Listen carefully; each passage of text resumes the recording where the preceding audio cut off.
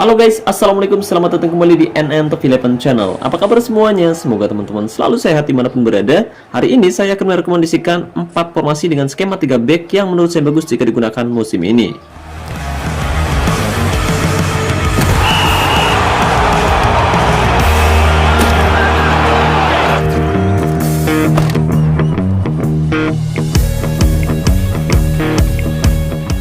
Oke guys, tidak terasa saat ini kita sudah berada di hari pertama awal musim, dimana musim lalu alhamdulillah tim yang saya kelola yaitu FC Buteng nyaris saja meraih quadruple. Tapi sayang sekali guys, tim saya gagal di babak final cup setelah ditundukkan tim lawan dengan skor tipis 3-2. Nah, hari ini saya akan merekomendasikan 4 formasi terbaik yang menurut saya bagus jika digunakan musim ini guys. Dan formasi-formasi yang akan saya rekomendasikan kali ini sudah terbukti berhasil membawa beberapa tim yang saya kelola meraih gelar juara. Jadi bukan hanya diambil dari tim saya saja ya guys ya, melainkan diambil juga dari tim-tim lain milik teman-teman yang saya kelola di setiap musimnya guys.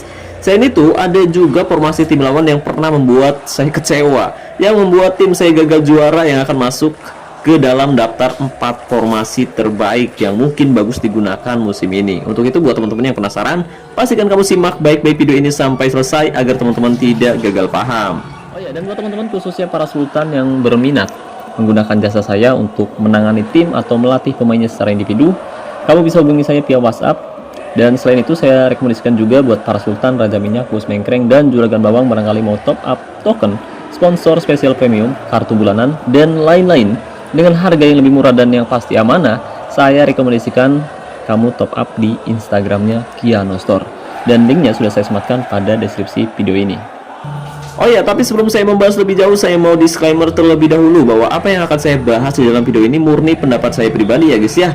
Jadi jika nanti ada teman-teman yang tidak sependapat dengan saya, kamu bisa tinggalkan komentar di bawah video ini. Dan jika pembahasan ini dirasa bermanfaat, jangan lupa tinggalkan jejak yang berharga dengan meninggalkan komentar serta tekan tombol like sekali saja. Terima kasih. Oke guys, langsung saja mari kita bahas beberapa formasi terbaik yang wajib kamu coba musim ini. Nah, yang pertama yaitu formasi milik rival berat saya di babak final cup, yaitu formasi 3-1-4-2. Ya, formasi itu berhasil menundukkan tim saya di babak final dengan skor tipis 3-2 guys. Dan untuk penempatan posisi pemainnya kurang lebih seperti ini guys. Tapi bedanya waktu itu tim lawan menempatkan kedua strikernya sedikit berdekatan untuk membongkar lini tengah pertahanan tim saya. Dan ternyata cukup efektif guys, dimana mereka mampu mengemas 3 gol cepat di babak pertama.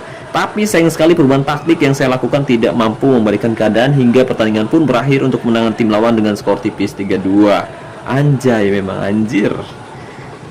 Kecewa guys, tapi ya udahlah. Dan untuk taktiknya sendiri, jika dilihat dari statistik jalannya pertandingan di mana tim saya ternyata lebih banyak mendominasi penguasaan bola, tapi akhirnya kalah juga. Saya rasa waktu itu tim lawan menerapkan taktik dengan mental tim menyerang, fokus umpan lewat tengah, gaya umpan panjang, serangan balik nyala, gaya tekanan tinggi. Di babak pertama ada kemungkinan, lalu di babak kedua mereka mengendorkan serangan dengan gaya tekanan rendah, gaya tackle normal, gaya penjagaan jaga daerah tertentu, dan jebakan offside nyala. Nah, formasi ini memang cukup bagus untuk menghadapi tim lawan yang menerapkan skema 4 back maupun dengan skema 3 back. Dan kebetulan waktu di babak final saya menerapkan skema formasi 4 back, yaitu formasi 4-1-3-1-1 guys. Tapi perlu diingat, formasi 3-1-4-2 juga punya kelemahan, terutama di lini pertahanan ya guys ya. Jadi jika pemain tengah yang kita tempatkan tidak memiliki passing yang baik, kurang kreatif, biasanya aliran bola di tengah akan mudah dipotong oleh tim lawan. Selain itu, biasanya formasi ini juga cenderung lemah di babak kedua sayap. Dan jika itu terjadi, ya passing-passing banyak dipotong oleh lawan, kemungkinan besar formasi ini akan menjadi sasaran empuk serangan balik cepat guys. Jadi cukup berbahaya, meskipun bagus untuk menyerang, tapi ada resiko terkena serangan balik cepat dari tim lawan. Nah, formasi kedua yang menurut saya bagus yaitu formasi 3-1-4-1-1. Jadi formasi ini adalah formasi yang sukses membawa tim saya meraih trofi si kuping besar dan juga trofi Super Cup guys. Jadi polanya hampir mirip dengan skema formasi 3-1-4-2. Bedanya di sini saya menempatkan satu striker murni dan satu gelandang serang tengah di belakangnya. Nah, perbedaannya juga ada pada taktiknya guys, dimana musim lalu saya menerapkan taktik dengan mental tim menyerang, fokus umpan lewat tengah, gaya umpan perpaduan, serangan balik mati, gaya tekanan rendah, gaya tackle mudah, gaya penjagaan jaga daerah tertentu, dan jebakan offside nyala. Tapi perlu diingat, taktik, strategi, dan formasi memang terkadang bisa berubah sewaktu-waktu guys, tergantung situasi di pertandingan nanti. Tapi ketika saya tidak hadir mendampingi tim saya di saat pertandingan, formasi ini masih bisa jadi andalan untuk menghadapi tim-tim besar yang punya kualitas jauh lebih tinggi dari tim saya, guys. Dan itu terbukti di pertandingan asosiasi di mana tim saya sukses menundukkan beberapa tim tangguh dalam beberapa pertandingan di akhir musim lalu. Nah, formasi yang ketiga yaitu formasi yang digunakan oleh salah satu tim yang saya kelola milik Bang Aal, yaitu formasi 3-2-1-3-1. Ya, itu adalah salah satu formasi andalan saya, dan formasi itu sukses membantu timnya Bang Al meraih quadruple musim lalu, guys. Nah, untuk susunan pemainnya sendiri kurang lebih seperti ini ya, guys ya. Kemudian untuk taktiknya di sini saya menerapkan taktik dengan mental tim menyerang, fokus umpan perpaduan, gaya umpan perpaduan, serangan balik mati, gaya tekanan rendah, gaya tackle mudah, gaya penjagaan jaga daerah tertentu, dan jebakan offside nyala. Tapi sama halnya dengan skema formasi 3 back lainnya, formasi ini juga punya kecenderungan lemah di area pertahanan. Jadi ketika kita tidak memiliki lini tengah dan pemain depan yang solid, ada kemungkinan formasi ini akan sering menjadi sasaran empuk serangan balik cepat dari tim lawan, guys.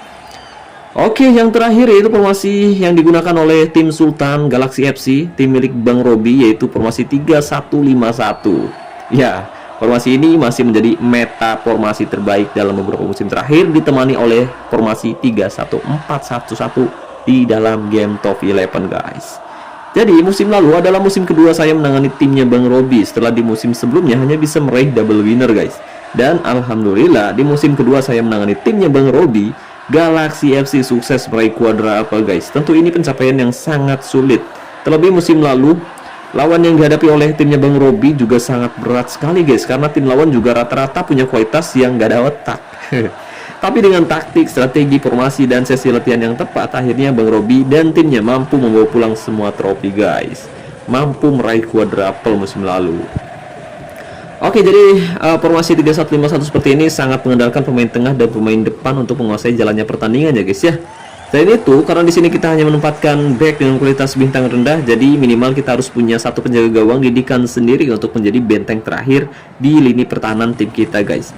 Dan untuk kelemahannya juga tidak jauh berbeda dengan formasi-formasi lain, dengan skema 3 back khususnya. Jadi jika lini tengah kita kurang begitu solid, kurang begitu bagus, kurang begitu kreatif, formasi ini biasanya akan cenderung lemah dan sering kali menjadi sasaran empuk serangan balik cepat dari tim lawan. Oke, dan untuk taktiknya sendiri di sini kita bisa menerapkan taktik dengan mental tim menyerang, fokus umpan lewat tengah, gaya umpan perpaduan, serangan balik mati, gaya tekanan rendah, gaya tackle mudah, gaya penjagaan jaga daerah tertentu, dan jebakan offside nyala. Oke, guys, jadi itu adalah beberapa formasi dengan skema 3 back yang saya rekomendasikan dan mungkin wajib kamu coba musim ini. Tapi perlu diingat bahwa taktik, strategi, dan formasi yang saya share terkadang tidak menjamin tim kamu bisa meraih 100% kemenangan ya, guys ya. Karena tentu saja skema pemain yang kita miliki berbeda.